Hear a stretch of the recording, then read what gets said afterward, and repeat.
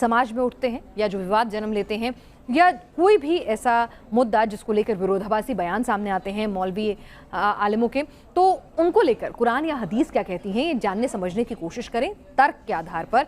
और इसीलिए हम अपने शो में इस्लाम के जानकारों को इनवाइट करते हैं। फिर भी हम आपसे गुजारिश करते हैं कि आप खुद भी इनकी कही हुई बातों को सत्यता की कसौटी पर परखें। आप खुद कुरान हदीस को पढ़ें, जानें और अपने स्तर पर भी इस्लाम के स्कॉलर से जानकारी लेकर ही अपनी राय बनाएं। और आज जिस मुद्दे पर मैं बात करने जा रही हूँ, मुद्दा ये है कि कई बार हमने ऐसे बयान सुने हैं, कई बार इस तरह की बातें सामने आती हैं कि या तो मुसलमान बनो नहीं तो जहन्नुम में जाओ। यानी कि अगर आप मुसलमान नहीं हैं तो कुरान और हदीसों के मुताबिक आपका नरक में जाना, जहन्नुम में जाना ये तय है, चाहे आप कितने भी अच्छे इंसान क्यों ना हो। क्या वाकई में कुरान हदीस ऐसा कहती हैं कि दुनिया में दो तरह के लोग हैं, एक मुसलमान और बाकी दूसरी दुनिया, और जो दूसरी दुनिया है वो नरक में जाएगी, जहन्नुम में जाएगी? इसी सवाल का जवाब तलाशने की हम कोशिश करेंगे। हमारे साथ दो खास मेहमान हैं। हमारे साथ एक्स मुस्लिम समीर हैं और मौलाना अशरफ जिलानी साहब इस वक्त मौजूद हैं, मुस्लिम धर्मगुरु हैं। मौलाना अशरफ जिलानी साहब, मुझे बताइए, क्या कुरान या हदीस में कहीं ऐसा लिखा है कि अगर आप इस्लाम को नहीं मानते हैं तो आपके लिए जहन्नुम की जगह मुकर्रर हुई है? देखिए मैडम, ये इस तरह की बातें बिल्कुल जाहिलाना गुफ्तगू है, जाहिलाना बातें हैं। ऐसा कहीं भी कुरान और हदीस में बिल्कुल नहीं लिखा है। अगर कुरान और हदीस में ऐसा लिखा होता तो कुरान सिर्फ मुसलमानों के लिए ही नाजिल होता। हालांकि कुरान इंसान की हिदायत के लिए नाजिल हुआ है, इंसानी हिदायत के लिए नाजिल हुआ, और उस कुरान में साफ साफ मज़हब की भी आज़ादी है। जिस मज़हब में ला इकराह फि दीन जैसा जुमला हो कि दीन में कोई ज़बरदस्ती नहीं है, लकुम दीनकुम वलिया दीन जैसी आयत हो, वहाँ पर इस तरह की बातें करना ये सरासर जहालत पर मबनी है। और कैसे ऐसे लोग आ जाते हैं कि जो कुरान और हदीस पर बग़ैर रिसर्च किए इस तरह की गुफ्तगू करते हैं कि अगर आप मुसलमान नहीं हैं तो आपका जहन्नम में जाना। भाई, हिदायत देना अल्लाह के इख्तियार में है। ये बात ठीक है कि मोमिन ही जन्नत में जाएगा, लेकिन इसका मतलब ये नहीं है कि आप जल्दी से इस्लाम कबूल कर लीजिए। दावत देने का हुक्म है।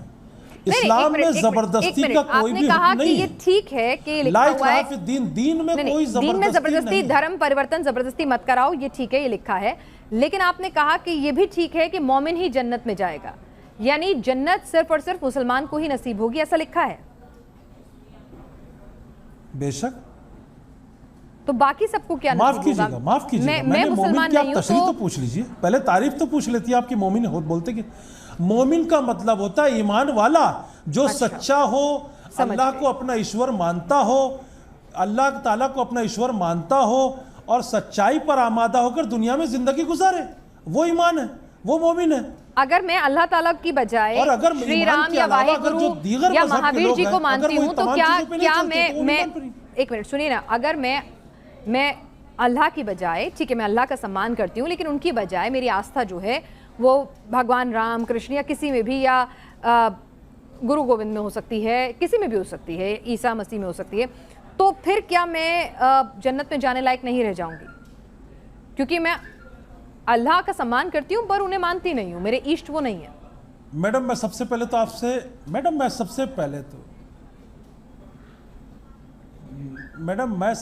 तो आपसे ये सवाल करता हूँ कि आप जिनको मानती हैं वो इंसान है, खुदा नहीं है। अब आप ये पूछिए कि श्री रामचंद्र जी से खुद पूछिए, या गुरु नानक जी से पूछिए, या ईसा मसीह से पूछिए कि आपका खुदा कौन था। जो इनका खुदा था वही मेरा खुदा है। मतलब आप ये कह रहे हैं ये सब इंसान हैं और खुदा सबका एक है? मतलब हिंदुओं का खुदा भी, ये भी खुदा को पूछते नहीं, यानी कि हिंदुओं के लिए भी, ईसाइयों के लिए भी, सारी दुनिया के लिए एक ही खुदा है। बेशक आप ईश्वर कहते हैं, मैं खुदा कहता हूं, मैं अल्लाह कहता हूं। तो मैं वही कह रही हूँ ना कि भाई मेरे लिए कहता हूं, वो ईश्वर कहते हैं। मैं वही कह रही हूँ ना, वो ईश्वर कहते हैं। रामचंद्र जी की किताब तो मैंने आपसे वही तो पूछा, मेरे लिए वो विष्णु के अवतार हैं, मेरे लिए विष्णु खुदा है। आप मेरी बात समझ रहे हैं? आप ईश्वर कह रहे हैं ना, आप अल्लाह कहते हैं, खुदा कहते हैं, हमारे लिए ईश्वर ही सर्वोपरि है। देखिए मेरी बात समझे त्यागी मैडम, मेरी बात समझे आप। वो मैं बिल्कुल समझना चाहती हूँ, इसीलिए खुले दिल से सवाल पूछ रही हूँ। वो ईश्वर के दूत हैं, ईश्वर नहीं है। अच्छा, वो खुदा के अवतार हैं लेकिन खुदा नहीं है। अच्छा अच्छा। अल्लाह के रसूल और सल्लल्लाहु विष्णु अलैहि जी वसल्लम खुदा कौन के है? पैगंबर अच्छा, है, ठीक है। खुदा नहीं है। अच्छा, विष्णु जी, शिव जी, ब्रह्मा जी, ये सब भी अवतार हैं आपकी नजर में? ये आपकी जानकारी कहती है ना, यहाँ पर हिंदू धर्म का कोई जानकार नहीं बैठा है, तो इसीलिए मैं चाहूंगी कि तो आप अवतार समझती हैं, ये खुदा हो तो बता। क्या कहा मैंने आपसे, क्या कहा इसमें? देखिए ना सर, सुनिए ना, ये खुदा हो तो बता। मेरी बात सुनिए सर। मैंने आपसे क्या पूछा था? मैंने आपसे पूछा था, अगर मैं ईश्वर में आस्था रखती हूँ, आप अल्लाह में आस्था रखते हैं, तो क्या सिर्फ वही आदमी जन्नत जा सकता है जो अल्लाह में आस्था रखता है? जी,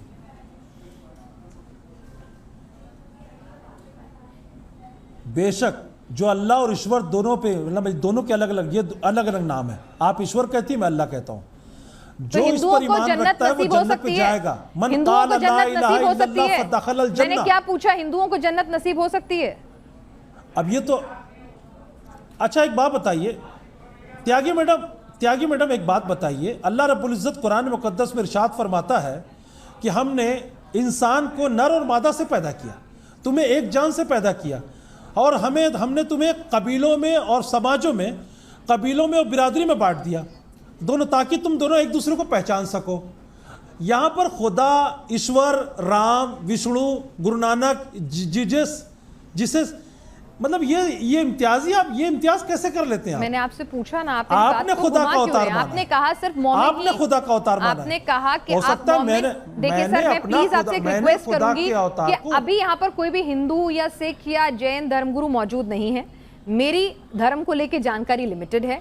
यहाँ पर अगर वो लोग भी बैठे होते तो जरूर, वो एक्सपर्ट होते तो मैं जरूर आपको उनके धर्मों के बारे में जिक्र करने की इजाजत देती, क्योंकि फिर ये अलग बात होती। मैं इस्लाम के लिहाज से पूछ रही हूँ कि इस्लाम की नजर में, नहीं सर, मेरे शो का नाम क्या कहता है इस्लाम है, क्या कहता है धर्म नहीं है, तो इसीलिए क्या कहता है मजहब होता तो जरूर मैं बैठाती, है ना। आप मेरी पहली बार आए तो इसीलिए आपको शायद मेरे शो का फॉर्मेट नहीं पता है। अब आप सुनिए, आपने खुद कहा सिर्फ मोमिन ही जन्नत में जाएगा। मोमिन जो अल्लाह को मानता है, आपने खुद ये परिभाषा मुझे बताई, मैंने नहीं कहा, ठीक है, यहाँ तक तो मैं सही हूँ। तो मैंने आपसे पूछा क्या हिंदू को जन्नत नसीब हो सकती है? जी जी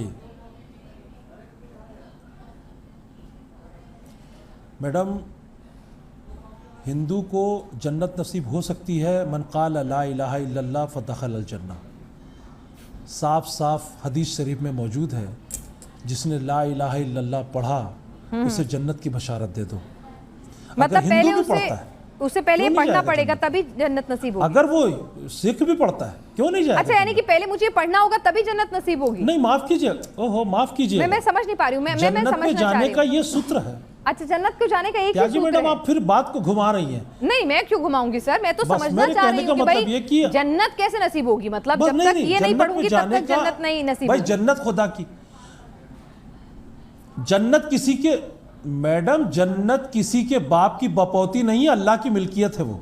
अच्छा, और अल्लाह अपना सूत्र, अल्लाह ताला अपने लिए ये तमाम कानून राइज करके रखा है कि जिसने मेरा कलमा पढ़ा तो कलमा पढ़ने के साथ तो मैं मुसलमान हो जाऊंगी? नहीं, ऐसा नहीं होगा। अब इसमें आप वो क्या नाम है, दिगर, यानी अगर मुझे जन्नत चाहिए तो मुझे मुसलमान बनना होगा कलमा पढ़ के, सही समझी मैं? ऐसा कौन बोला आप मुसलमान? आपने तो कहा कि मतलब आपको कलमा पढ़ना होगा, कलमा पढ़ने के बाद मुसलमान बनते हैं कि नहीं? समीर सॉरी, एक मिनट, मैं घुमा नहीं रही सर, आप ही की बात में से बात निकाल रही हूं। मेरे को क्या शौक है समीर, कलमा पढ़ने के बाद क्या आदमी मुसलमान बनता है या नहीं? मतलब पढ़ना जरूरी होता है ना शायद।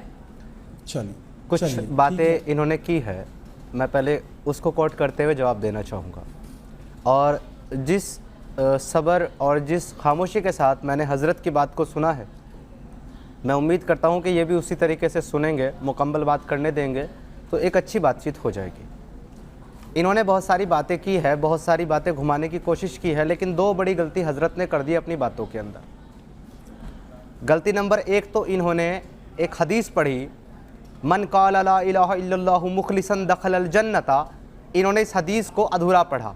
इन्होंने पढ़ा मन क़ाल ला इलाहा इल्लल्लाहु दखलल जन्नता। मुखलिसन का लफ्ज़ इन्होंने जानबूझकर नहीं पढ़ा, क्योंकि इन्हें पता है कि वहाँ पे मुखलिसन का लफ्ज़ जो है वो इखलास के लिए आया है, यानी सिर्फ खालिस अल्लाह के लिए, सिर्फ एक अल्लाह के लिए जिसने कलमा ला इलाहा इल्लल्लाह पढ़ा दिल से मुखलिसन इखलास के साथ कि सिर्फ अल्लाह ही के लिए पढ़ता हूँ, वो जन्नत में दाखिल होगा। नंबर एक। नंबर दो की गलती जो इन्होंने की है अपनी बात के अंदर, इन्होंने ईमान की डेफिनेशन बताते हुए ये बताया है कि ईमान ये है कि जो अल्लाह पर ईमान रखे और नेक आमाल करे, इन्होंने असल में कुरान की वो आयत जो है कोट की है, इन्नल्लज़ीना आमनू व अमिलुस्सालिहाति व तवासौ बिल हक़्क़ि व तवासौ बिस्सब्र, लेकिन इन्होंने ईमान की इंटरप्रिटेशन गलत बताई है। ईमान की ये अधूरी इंटरप्रिटेशन है। ईमान की मुकम्मल इंटरप्रिटेशन ये है कि जो अल्लाह पर ईमान रखे, अल्लाह को सिर्फ एक खुदा जाने और उसके रसूल मोहम्मद रसूलुल्लाह पर भी ईमान लाए। जो रसूलुल्लाह पर ईमान नहीं लाता, सिर्फ अल्लाह पर ईमान लाता है, वो मोमिन हो नहीं सकता। तो आपको सिर्फ एक ईश्वर की जलेबी दे करके ये यहाँ पर आपको बता सकते हैं कि इस्लाम तो जो है एक ईश्वर है, उसमें मानता है, आप मानोगे तो आप जन्नत जाओगे, लेकिन ये रसूलुल्लाह को किससे रिप्लेस करेंगे?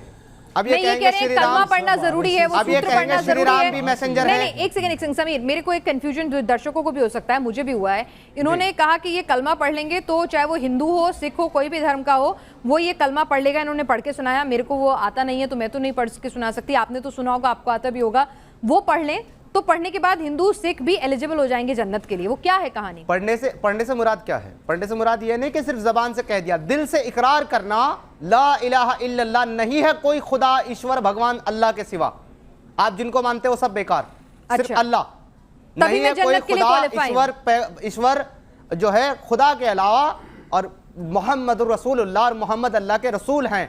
ये दो जुज़ हैं इस कलमे के। दोनों पर जो ईमान रखेगा, मोहम्मद को रसूल मानेगा, अल्लाह को खुदा मानेगा, वो जन्नत में जाने का हकदार है, वो भी नेक अमाल के साथ। अगर नेक अमाल नहीं करता, बुरे अमल करता है, बुरे काम करता है, तो अपने अमालों की सजा भुगत के जन्नत में जाएगा। लेकिन वो जाएगा जो कलमा दिल से इकरार करेगा और ये मान लेगा कि सिर्फ अल्लाह खुदा है और अल्लाह के सिवा किसी और को भगवान नहीं मानेगा। अगर आप ये सोचती हैं कि चले मैं मान लेती हूँ कि अल्लाह ईश्वर है, भाई उस पर मैं बिलीव करती हूँ, लेकिन साथ में मैं जो है राम जी को भी मानती हूँ, कृष्णा जी को भी मानती हूँ, या गुरु नानक देव जी को भी मानती हूँ, किसी और को भी मानती हूँ, आपने शिर्क किया और अल्लाह सारे गुनाह माफ़ करेगा, शिर्क का गुनाह माफ़ नहीं करेगा। शिर्क करने वाला मुशरिक कभी भी जन्नत में नहीं जाएगा। अपनी बात स्टार्ट करते हुए इन्होंने एक चीज़ कही थी कि ये बिल्कुल जाहिलाना बात है जो ये कहते हैं कि काफिर जन्नत में नहीं जाएंगे और जहन्नम में जाएंगे, और कुरान में हदीस में ऐसा कहीं नहीं लिखा। कुरान के रेफरेंस नोट कर लीजिए कहाँ कहाँ क्या लिखा है, मैं आपको पढ़ के बता रहा हूँ। मौलाना साहब भी यहाँ मेरी बात से जो है मुत्तफिक हो गए। जहन्नम को देखते ही काफिरों के चेहरे काले और सियाह हो जाएंगे। सूरा यूनुस सूरा नंबर 10 आयत नंबर 27। जहन्नमी अजाब से तंग आकर मौत की आरज़ू करेगा लेकिन उसे मौत नहीं आएगी। सूरह फुरकान सूरा नंबर 25 आयत नंबर 13। जहन्नम की आग ना जिंदा छोड़ेगी ना मरने देगी। सूरा नंबर 87 आयत नंबर 13। जहन्नम में काफिरों को बंद करके ऊपर से दरवाजे बंद कर दिए जाएंगे। सूरह हुमजा सूरा नंबर आयत नंबर 8 और 9। जहन्नमियों को जख्मों से बहने वाले खून, पीप और खोलता हुआ पानी जहन्नमियों को दिया जाएगा। सूरह इब्राहिम सूरा नंबर 14 आयत नंबर 16 और 17। जहन्नमियों के लिए आग का ओढ़ना होगा। सूरह आराफ सूरा नंबर 7 आयत नंबर 41। इसके अलावा इन्होंने कहा कि ऑथेंटिक हदीस के अंदर नहीं है। अब ऑथेंटिक हदीस के ऊपर मैं लेकर के आपको चलता हूं कि हदीस में क्या लिखा हुआ है। जहन्नमी के दोनों कंधों का फासला तेज रफ्तार सवार 3 दिन में तय करेगा। सही मुस्लिम। जहन्नमी के जिस्म की खाल 42 हाथ यानी कि लगभग 63 फीट मोटी होगी। तिरमिजी शरीफ। इसके अलावा दुनिया में तकब्बुर करने वालों को चींटियों के बराबर जिस्म दिया जाएगा। तिरमिजी शरीफ। जहन्नमी इस कदर आंसू बहाएंगे कि उसमें नाव चलाई जा सकेगी। मुस्तदरक अल हाकिम।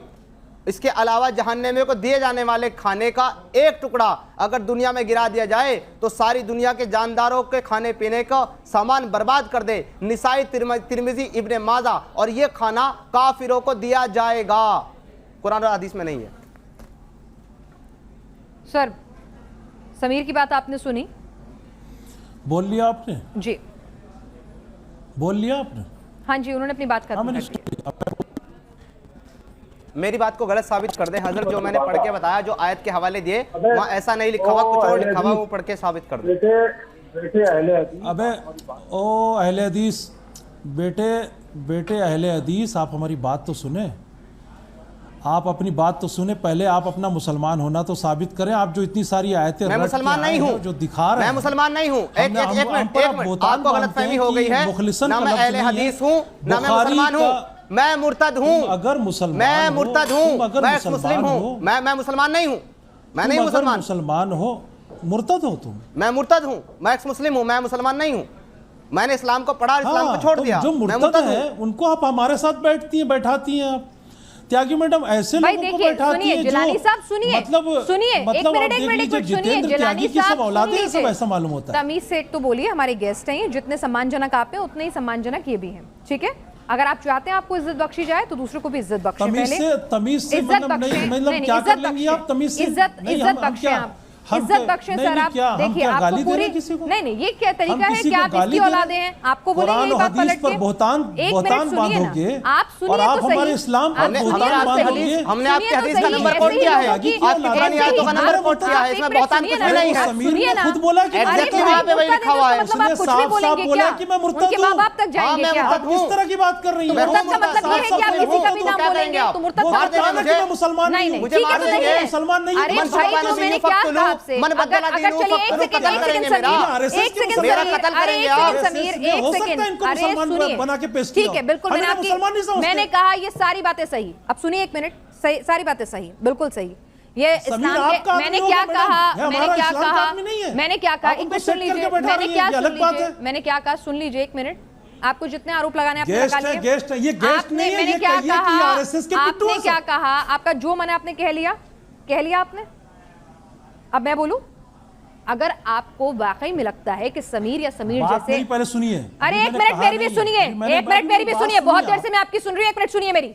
अगर आपको लगता है कि समीर प्रोपेगेंडा फैला रहे हैं, अगर आपको लगता है कि समीर गलत बोल रहे हैं, अगर आपको लगता है समीर इस्लाम को बदनाम कर रहे हैं, अगर आपको लगता है समीर को किसी ने पैसे देकर इस्लाम को बदनाम के लिए यहां बैठाया है, तो आप उन्हें झूठा साबित करें अपने तर्क से, ना कि आप कुछ भी बोले उन्हें। तर्क के आगे दुनिया हारती है। आप उनकी एक एक हदीस सुनिए ना, जो उन्होंने बोला उन्हें झूठा साबित कीजिए ना। हमारे सामने किताबें खुली, अरे मैंने कहा तो आप हमारे सामने कुरान खुला हुआ है, हमारे सामने हदीस खुली हुई है। काले को काला, गोरे को गोरा साबित कीजिए ना। कुरान की आयतें और ये वो गलत तर्जुमा है, गलत तर्जुमा कर रहे हैं तो आप बताइए ना, आप सही तर्जुमा कीजिए। एक आयत पढ़िए जो ये कहती हो कि काफिर जहन्नम में जाएगा। चले एक आयत पढ़े, आपके पास ना पूरे कुरान से एक आयत पढ़े जो ये कहती हो कि जितेंद्र त्यागी जैसे भी मुसलमान जन्नत में जाएगा। आपके पास समीर जैसे भी मुसलमान है, आपके पास शहनाज जैसे भी मुसलमान है। जिलानी साहब आपके पास बहुत जानकारी है, आप बहुत ज्यादा जानकारी रखते हैं, आपसे ज्यादा अच्छा मुसलमान कोई ना हो।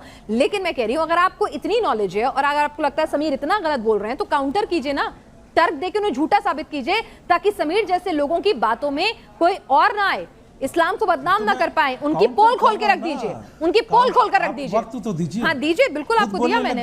अरे आपने क्योंकि इस तरह की बातें की मुझे बीच में आना पड़ेगा। लग गई पहले आपने इस तरह की बातें की, हाँ बात कीजिए ना, बात कीजिए इज्जतदार तरीके। उन्होंने सबसे पहले तो मुझ पर बहुतान बांधा, उन्होंने सबसे पहले मुझ पर बहुतान बांधा कि मुखलिसन का लफ्ज़ है। अल्लाह की इज्जत की कसम, बुखारी शरीफ में या किसी भी हदीस में मुखलिसन का लफ्ज़ वो निकाल के लाए अगर वो मुसलमान है तो। एक तो सबसे पहले हदीस पर अगर कोई भी अपने लफ्ज़ को इस्तेमाल करे तो वो सरासर जहन्नमी है, ये तो ऑलरेडी लिखा हुआ है कि जो मेरी तरफ से कोई बहुतान बांधे या मेरी तरफ से कोई जुमला बोले तो ऑलरेडी नहीं है। उसने मुखलिसन का लफ्ज़ कहा, लफ्ज़ मुखलिसन कहीं भी नहीं है। हज़रत लफ्ज़ नहीं है वहां। समीर पहले मेरी बात सुनो, समीर जब तुम बोल रहे थे आप बेटे समीर जब तुम बोल रहे थे तब हम खामोश थे। आपने कहा मेरे बच्चे समीर तुम खामोश रहो, पहले मुझे बोलने दो। समीर मुझे बोलने दो, समीर मुझे बोलने दो, मैं डिबेट से चले जाऊं। अगर मुझे बोलने नहीं दोगे मैं डिबेट को खत्म कर दूंगा। आप पहले इन्हें बोलने दीजिए, आप डिबेट कर रहे हैं, आप मुझे बोलने दीजिए। हाँ पहले आपकी सुनिए, बिल्कुल सही कह रहे हैं आप। जिलानी साहब की सुनिए, अगर आपको लगता है वो शब्द है तो आप साबित करके दिखाइएगा। जी बोलिए जिलानी साहब। सबसे पहले तो सुनिए, मैंने यही कहा कि मन क़ाल ला इलाहा इल्लल्लाह फ़दख़लल जन्नह, ये हदीस शरीफ में कोड है अल्फाज।